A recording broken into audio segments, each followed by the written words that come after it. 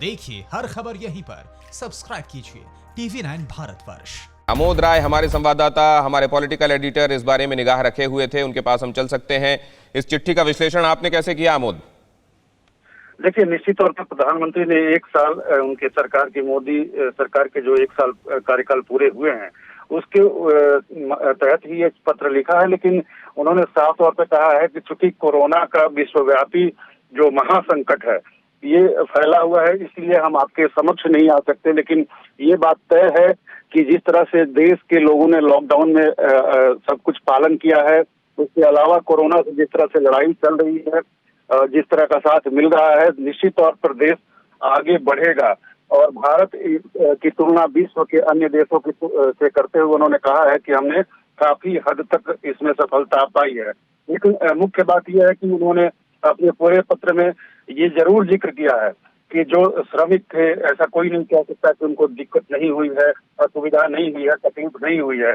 और श्रमिक और मजदूर भाई बहनों को जो दिक्कत हुई है या रेहड़ी पटरी वालों को जो दिक्कत हुई है, दुकानदार भाई लघु उद्यमियों को जो दिक्कत हुई है, वो असीमित कष्ट सहा है, उसके लिए परेशानियां दूर करने का मिलकर प्रयास सरकार करेगी। ये उन्होंने एक बहुत ही महत्वपूर्ण बात कही है दिनेश, मैं आपको बताऊं। साथ ही उन्होंने जो कहा है कि कृतम में दक्षिणे हस्ते जयो से सभ्य अहिता, इसका अर्थ हिसाब तौर पर उन्होंने कहा है कि हमारे एक हाथ में कर्म और कर्तव्य हो और दूसरे हाथ में सफलता सुनिश्चित हो।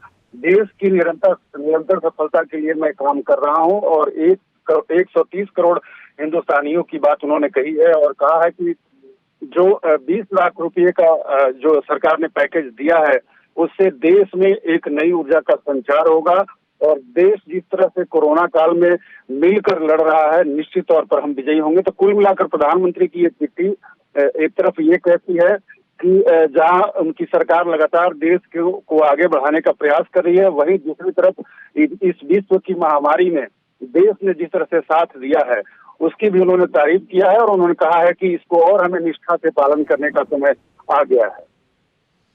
जी, और ये इसमें कुल मिलाकर उन्होंने किन लोगों को ज्यादा एड्रेस, क्योंकि ये जो कहा गया है कि दिशा निर्देशों का पालन करना आवश्यक है, ये मैसेज किसके लिए है?